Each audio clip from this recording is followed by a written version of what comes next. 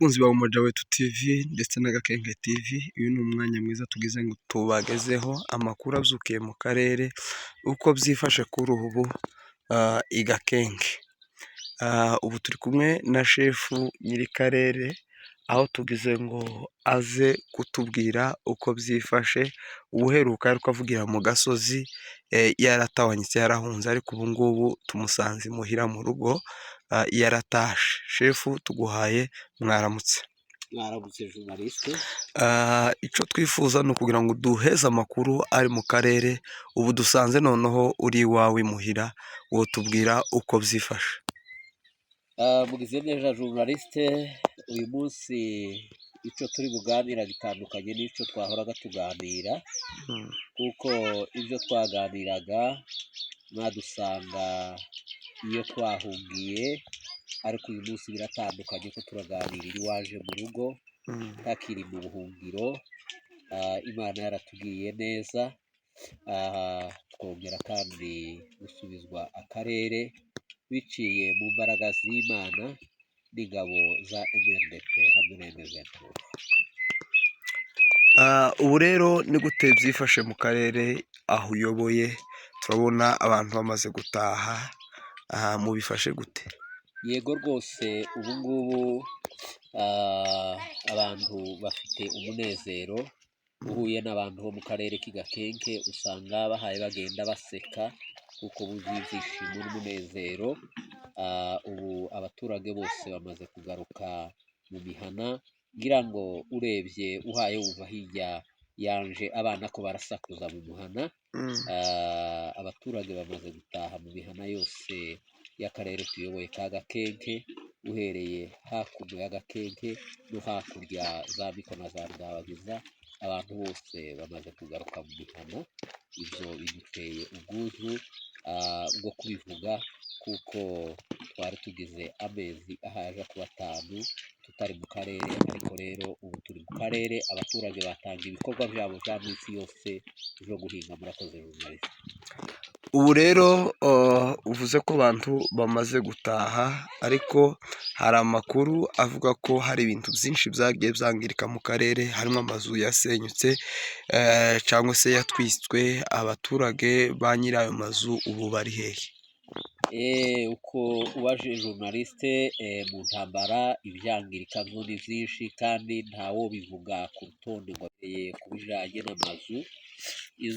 Izi z'amabati, hari inzu 19 hano mu karere ko hakuno ya Gakenke, ndetse hakurya izi 19 zarashwe na drone zirasenyuka ibisenge, izindi zigenda zika no hasi n'imipiro irasenyuka. Tuzibara izo tumaze kubona ni inzu 19 hano mu karere ko hakuno. Izindi nzu 16 bagiye bakomereza bakazitwika, zimwe bazisutseho ama essence, izindi bakoresheje umuriro usanzwe, nk'izo z'ibyatsi z'ibikoni nazo zishika 16. Ibyo nibyo byabashe kuwangirika muri kano karere cyangwa se hari n'ibindi? Ubwo mvuze akarere ko hakuno kuko akarere tuyoboye kaza gasa n'aho gagabuye kubiri. Uruzi Gakenke nyirizina rugize imihana imwe iri hakuno, iyindi yo hakurya. Ibyo twari tuvuze n'ibyo mu mihana yo hakuno, ariko iyo hakurya ya za Rudabagiza na za Miko naho hari ayandi mazu keka nayo arenga 50. Simbashije kwibuka neza, ariko ubushize natumye abantu kwankete, simbyibutse neza, nsanze ntarabyanditse mu karne, ariko ndatekereza ko bari bambariye inzu zirenga 52. 52. Rero abaturage b'ako karere ba nyiri ayo mazu ubu ngubu baracari mu buhunzi cyangwa baratashe ko baragenda baja mu mazu ya bagenzi babo?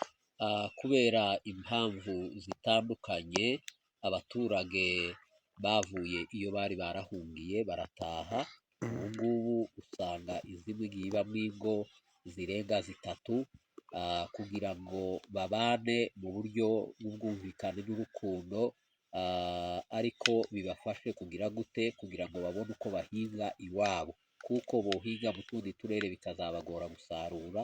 zatumye baza ko ingo zingahe ko zirabana mu nzu kugira ngo babone uko bahinga, kuko ubu nyine ni igihe cyo guhinga, ariko bose baratashe, ariko babanye mu buryo bugoye bahaye babyigana.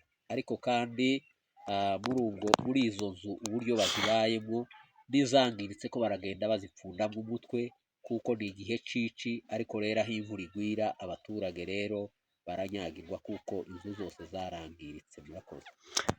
Kubohozwa kw'aka karere ka Gakenke mwabyakiriye gute?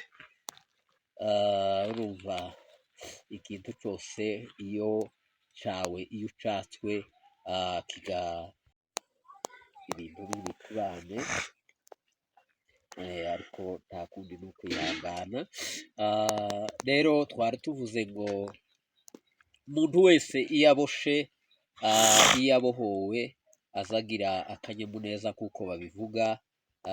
Natwe kuba akarere karabaye imbere, ubu nyine abantu bakaba bagenda uko bashaka, bagakora uko bashaka, imirimo mbese ya minsi yose bakayikora nta nkomyi. Ubu baranezerewe cyane.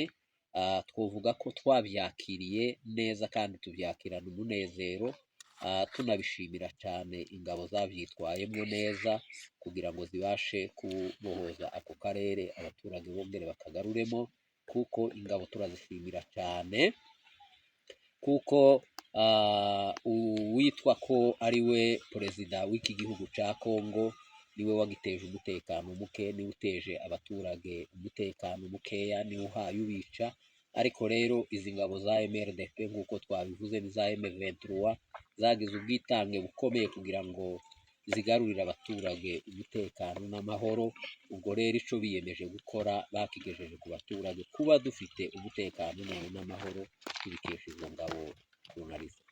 Shefu, tukiri aho, hari umwana wanyu mu Banyamurenge wavuze ko intambara yayikontribuwemo ngo 80% yo kugira ngo aya madrone arase asenye. Mwabonye amazu yasenyejwe, abaturage bagiye baraswa mu karere ni benshi, avuga kuko yabishizemo uruhare kandi ku mapurusa ari hejuru cyane.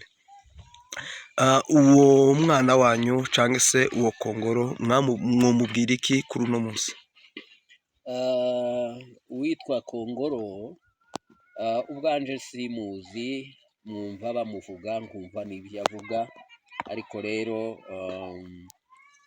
nta bantu baza babaho bose ngo babe inyangamugayo cyangwa ngo bagire ishaka. Buriya abantu kurya badasa ku isura n'umutima burya baba batandukanye. Abatama n'abandi basa nkabo bene bariya ntibobuka. Kandi ubwoko nubwo twitwa ubwoko bw'Abanyamurenge, ariko ntitwobura bene bariya bateye kuriya bahahira inda zabo. Ariko rero icyo nobwira ubwoko, Muniganama n'uwitwa Kongoro ibyo bavuga biriya ntibyoduca intege, ntihagire uwo bizaca intege, ntihagire n'uzogira icyo bitwara. Byavuzwe kuko uwitwa Kongoro yavuze kuko aya madrone yagiye yangiza aya mazu twari ko tuganira, yagiye yica benshi muri twebwe. Abivuga ku mugaragaro, akavuga kuko yakontribuwe kugira ngo ariya madrone aze kwica bene wabo na ba se na ba nyina. Ubwo nk'umuntu ubasha akabivuga gutyo, jewe natekereje ko ahari asaza adafite ubwenge butari ku gihe, kuko iyo aje kugira ubwenge buri ku gihe nta muntu wovuga ngo yarakontribuye, ngo yona bivuga yihishe ariko ntabivuge ku mugaragaro. Ariko kubivuga ku mugaragaro, jewe ntekereza kuko yarwaye mu mutwe. Ahubwo icyo Abanyamurenge bokora, uwo muntu kuko ari uwacu n'icavuye mu nda, ahubwo bozoshaka ukuntu bamureka ipera bakamukura muri iyo leta yamuhaye, nimba ari amadroge akamutera ibisazi, bakareba uko bamuvuza. Ni umurwayi, ntabwo afite ubwenge bwose, kuko umuntu ufite ubwenge buri ku gihe wiza ari n'umu intellectuel ntiyobasha ngo avugire biriya bintu mu ruhame no kugambanira ba se na ba nyina n'abarumuna biwe. Ariko murabona kuko bamufashe mwo muvuza nyine uko muvuye kubivuga. Ego rwose, hari ukuntu Abanyamurenge baza bavuga umwana agakosha yakora amakosa bakavuga ngo nicavuye mu nda nimureke. Nuko rero uriya nawe nicavuye mu nda y'abanyamurenge, twomubona twomuvuza, kuko leta ya Kongo yamuhaye ibiyobyabwenge biyoza ubwenge bwiwe, kuko ntabwo biriya azavuga ntabwo ubwenge bukiri ku murongo. Buriya bamuhaye ibiyobyabwenge kubera kuko ari icavuye mu nda y'abanyamurenge. Abanyamurenge turacagira imbabazi, tugira umutima w'imbabazi, twomuvuza kuko ari icavuye mu nda, tukareba kuko ubwo bwenge bwavuye ku gihe bwosubira ku gihe, kuko ejo n'ejo bundi yo kwirega akavuga ngo sinari nzi izo nariko nkora kuko ari amadroge leta ya Kongo. Ibyo avuga byose ntitubiha agaciro, kuko imbaraga z'amadubu hamwe n'Imana ituba hafi kandi dukunda, ibibazo by'abakongo na ba Munigantama ntibizotubuza kugera kuco tugeraho. Murakoze. Rero niki ukangurira abanyamurenge badukurikirana abakiri hirya ya Minembwe babitegereje amatwi bumva ngo aka karere karabohowe ariko batakarimo, niki ubakangurira, niki ubabwira? Yego, mbere ni ugushimira abanyamurenge, abanyamurenge kubw'urukundo bagira n'ishaka n'ubumwe bagira. Intambwe tugezeho none kuba akarere karabohowe ni grâce y'umunyamurenge. Umunyamurenge ahari ntiyigeze yibagirwa kano karere, ntiyigeze yirengagiza n'ibibazo abanyamurenge bafite bari kuri siège yabo, yagumye gukontribuwa, kuko kurya kwabo no kwambara kwabo ikintu icyo ari cyo cyose mbese kitubeshejeho abanyamurenge hamwe n'Imana, tugikesha abanyamurenge. Rero abo banyamurenge bose bagize uruhare rwo kubeshaho abandi banyamurenge no kugira icyo bafasha basutena umunyamurenge kugira ngo abashe kurwana iyi ntambara, akaba ageze kuri iyi ntambwe yo gusa naho tumaze kurimbera kano karere ka Minembwe tukakirukanamo umwanzi. Abo banyamurenge bakoze ico kintu, bakontribuwe materiellement, moralement, turabashimiye cyane. Ikigira kabiri, nanone turabasabira Imana kugira ngo igume ibongerera ubushobozi, amamwaye arwire kugira ngo nanone bagume bafashe, kuko uhereye ku byangiritse twari ko tuvuga biriya by'amazu, ndabizi sinobivuga cyane, barabizi kuko base na ba nyina batagomba kunyagirwa n'imvura ngo bavirwe. Ndabizi hamwe n'Imana bafite icyo bahaye babitekerezaho kuri izo nzu zangiritse. Ikibazo kigira kabiri tutari twakozeho, nanone abaturage ba Minembwe bari barahinze, nubwo Minembwe yose umwanzi atayivogereye, ariko nanone aho yageze hose akahakura abaturage, harimo kano karere kanje ka Gakenke nyoboye. Ibiryo umwanzi yarabiriye arabimara, ariko abaturage iyo basuhukiye mu rukundo rw'abanyamurenge twasanga ibyo bari bafite ubu twarabiriye twarabimaze, nkaho ubu nyine abantu barashonje, nubwo narivuze ngo ni nkaho barashonje. Ico kintu naco ndabizi kuko bahaye bagitekerezaho, n'ubundi bahora bagitekerezaho. Indondo na Mibunda zarasenyutse ziza muri Minembwe, nta bandi bagira neza na bamwe twabonye, nta mashirahamwe twabonye, yoba ya leta yoba ya prive, ntayo yigeze aza ngo agire ico yamarira umunyamurenge. Ariko rero abanyamurenge barahagurutse bagaburira abo bantu, imyaka bagize hano muri Minembwe nta muntu wariwe n'inzara. N'ubu turatekereza ko wa muririmbyi yaravuze ngo iyo akoze biriya ngo izakora n'ibindi.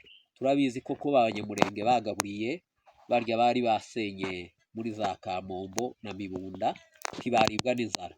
Turabizi n'ubu ngubu ko bahaye batekerereza abangaba bari mu Minembwe, aba bose basenye za Gakenke, za Karongi, za Bidegu na za Karingi n'Irundu, aho hose hasenyutse. Turabizi uko bahaye babatekereza hamwe n'abariya bose babapangiye bagasangira biriya bari bafite. Turabizi neza kuko abanyamurenge bahaye babatekerereza, ntidufite ubwoba bw'inzara, dufite umunyamurenge. Rero ico twari dushatse kuvuga ni ukuvuga ko abanyamurenge n'ubundi batekereze ku mibereho cyangwa se ku buzima bw'abaturage ba Minembwe. Nubwo akarere kabaye libere, ariko bakeneye kurya no kunywa, ndetse no kwambara. Murakoze. Ikijanye no kubabwira ngo batahe bave mu mahanga ni iki ubibabwiraho? Yego, murakoze cyane journaliste. Igihe ni iki cyo gutaha. Mm. Nimba abana bacu baritanze bagatanga ikiguzi cy'amaraso kugira ngo Minembwe y'Abanyamulenge nka siyeje y'Abanyamulenge cyangwa se Murenge y'Abanyamulenge ibeho, ni ukugira ngo Abanyamulenge ntibakabura aho baba. Nimba rero akarere kabaye libere uyu munsi, ni ukugira ngo Abanyamulenge bacu bari batataniye mu bihugu bitandukanye, bari barangajwe, uyu munsi bamenye neza ko akarere kabaye libere, batahe baze bubaka akarere, kuko ari cyo abana babo bari kubarwanirira kugira ngo Umunyamulenge nawe abone ikibanza cyabonetse. Rero ikibanza cyo kubaka no guturamo cyabonetse, kigomba kubura bacubaka. Ubwo rero tubwiye abari kure bose mu bihugu bitandukanye ngo nibatahe baze twubakana akarere. Murakoze. Murakoze cyane kuganira muvuye kuduheza. Namwe murakoze cyane journaliste kugeraho no kutuvugisha. Uyu munsi rero tuhaye tuganirira iwanje mu rugo, tutakiye tuganirira iriya mu buhungiro, kandi mugize neza cyane. Abari kure rero bumvaga byenda barya ba Kongoro, turabizi ko bazababeshuza amakuru menshi amwe tuzadutanga. Si igitangaza ko nimugoroba nawe yosimbira kuri televiziyo akavuga ngo ari Gakenke, ingabo zabo ziri Gakenke. Icyo kiba ari ikinyoma. Nta ngabo zabo ziheruka hano, izo za leta ya Kongo ntiziheruka hano. Ngira ngo n'uwo zibaza uko imisozi y'Gakenke yasa, ubu nyine ntibokwibuka ngo bamenye nuko Gakenke hasa, barahibagiwe, barahavanwe. Murakoze cyane journaliste. Murakoze. Yego.